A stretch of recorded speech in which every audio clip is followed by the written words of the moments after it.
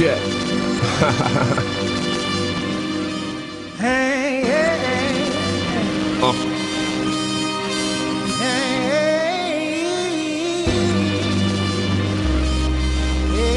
Story to tell.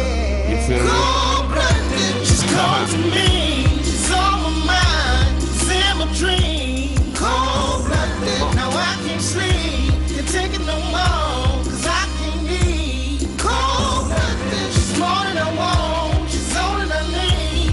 Got me feeling. Cold-blooded. Her resistance. Yeah. Long distance. She's a princess. Now she's cold and I'm hot, so we the perfect match. And if you look at her, you would say that she's a perfect catch. But oh my, how looks can be deceiving, especially the men who thing with their lower region. And I thought that I'd never see a West Indian winter till I got with her then. And she started whispering about the memories of men trapped in a labyrinth, removed of the innocence. I'm like, this ain't making no sense, I'm out the door. But before I could go, a line of sight kissed my dome, and I felt right at home. I couldn't tell right from wrong. That's when nights when I'm alone, I get invites on my phone telling me bring the ice along. Welcome back to Gaia.com. On Gaia, the channel, that's the sound of Chromatics, one of the premier hip-hop artists here in TNT. We don't have a happy story to share today. We're talking about some of the trials and tribulations that Chromatics and other like artists are experiencing in the industry at this juncture, particularly with the agency, the Trinidad and Tobago Publishers and Broadcasters Association. Chromatics, welcome. Good afternoon. Good afternoon. Thanks for having me here. Yeah. Now, you posted a note onto Facebook that's been attracting lots of feedback, particularly from people who are involved in the music industry here in TNT. Please give us the origin of this issue, the letter that changed everything. Basically, I was in England for a month doing some shows and interviews and whatnot. And I came back to Trinidad to hear that, the day after, to hear that our music was pulled off of a number of stations, radio stations, and a TV station. And when we got to try to get to the bottom of it, we were informed that it was a conflict of interest somewhere along the lines between our collection agency, Awesome, the radio stations, and the Trinidad and Tobago Publishing and Broadcasters Association. And that's where it started. We, as Highway Records, Chromatics, and the other artists at our label are published through Highway Records, and we have assigned Awesome, a fairly new collection agency, royalty collection agency in Trinidad and Tobago, to the duty of collecting royalties on our behalf. And that's where the conflict arises in terms of when we went to collect our royalties, which we are owed, right? A letter was sent from the TTPBA, or circulated rather, to Awesome, saying that they and their joint members, being majority of radio stations and some TV stations in Trinidad and Tobago, that Awesome's repertoire, not just Chromatics and Highway Records, Awesome's repertoire was not generic of all of their members and only represented 5% of the repertoire. Thus, we don't feel the need to pay you your royalties.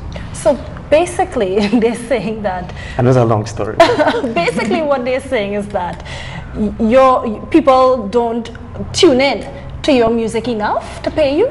No, they're saying that, all right, majority of the music that is played on all the radio stations in Trinidad and Tobago is foreign music. We know that as a fact in Trinidad.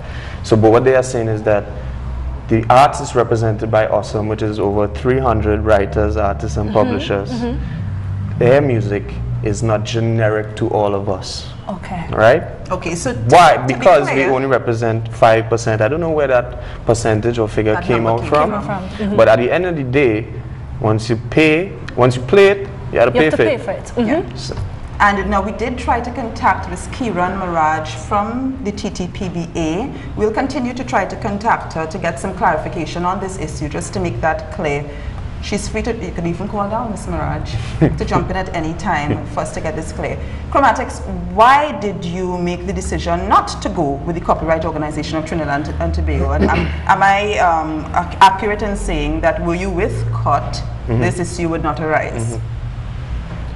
Yes. If Highway Records chose to publish through COT, this issue would probably not have arisen. But But we, as a publishing company, representing a number of artists on the label, sat down with Cut and sat down with Awesome.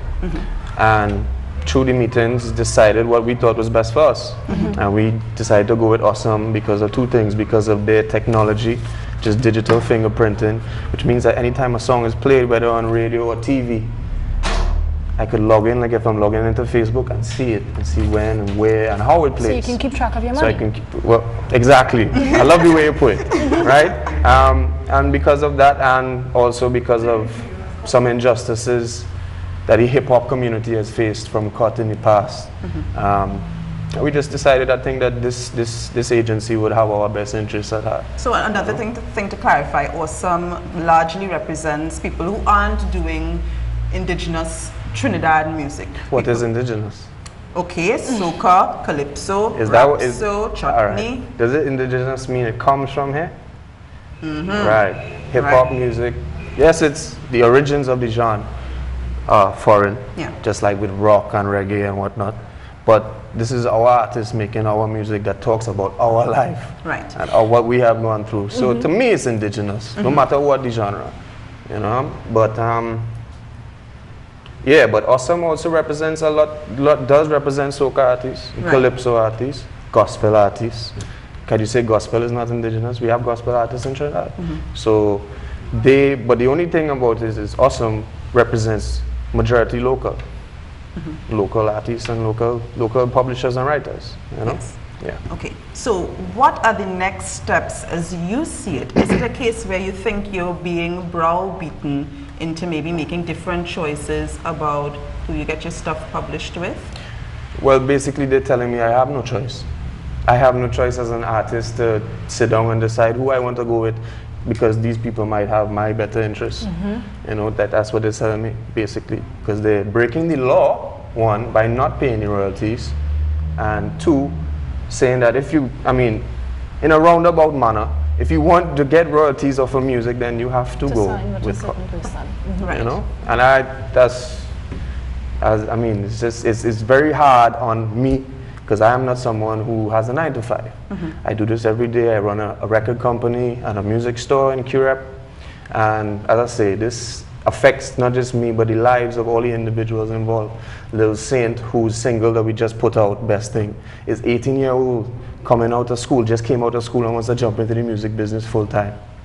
So what are you telling him? You can't survive, you can't make, one of the main streams of income is your royalties.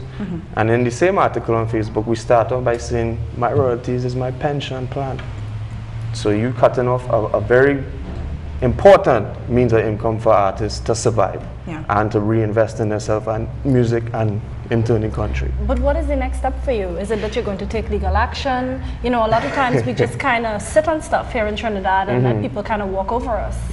You know, well, we have a representative from Awesome here today, because what is happening is Highway Records, we were having a phenomenal year, myself included. But this letter and this action is not against us. This is against Awesome, which, as I said before, is over 300 writers, local writers, publishers in Trinidad and Tobago. So I'll wait for her to come on to answer that question. Fair enough. Now, what is your understanding of the genesis of this conflict? Because we're saying the Publishers and Broadcasters Association, but obviously there are other players.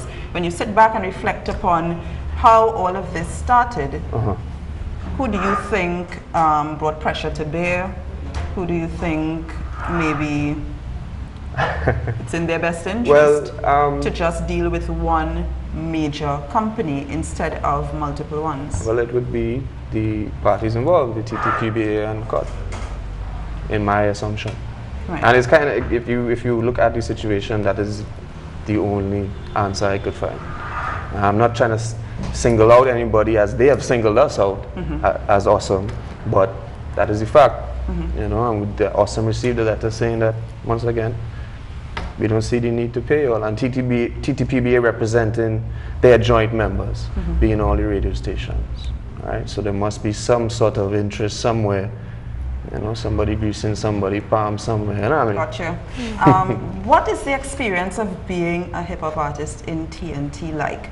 How big is the audience, and how do you get traction for your music airplay, performances, when you're not doing the mainstream thing? Well, I don't look at it like that. I look at music very differently, because when you say mainstream, you think commercial and you think whatnot. We approach music from a long time, since we started Highway Records, as a business. So we go through the necessary promotions. We've developed artists who spend a lot of money on productions, as you saw with the Cold-Blooded video, right? To make sure that we have quality content. And the radio stations have been giving us love this year. As I said, this whole issue is not even a case anymore of artist versus DJ or versus announcer, not even versus program director. This goes way higher up. But what happens is the effect of those on top is like a ripple effect, kind of treads down to then the staff. And the staff don't have an appreciation for what really going on, and then it goes back into the people. Now Cedrian said mainstream music, but hip hop is indeed very mainstream. Worldwide. Yeah. Now, is it that we automatically think that, you know, this quality of music may be poor because it's done by a local artist? Have you been faced with that? I have been faced with that in the past, but I proved them wrong with the music and with the work ethic that we have at Highway Records. And just to answer your question that I didn't get to, the hip-hop movement in Trinidad is huge. They supposedly have Nicki Minaj coming down. Let's see how much people in that concert. So don't tell me there's no room for a hip-hop artist or hip-hop in Trinidad and Tobago, or reggae, or rock, or anything else. This is a market, and not just here in the Caribbean, here and other places. It's a viable market for music.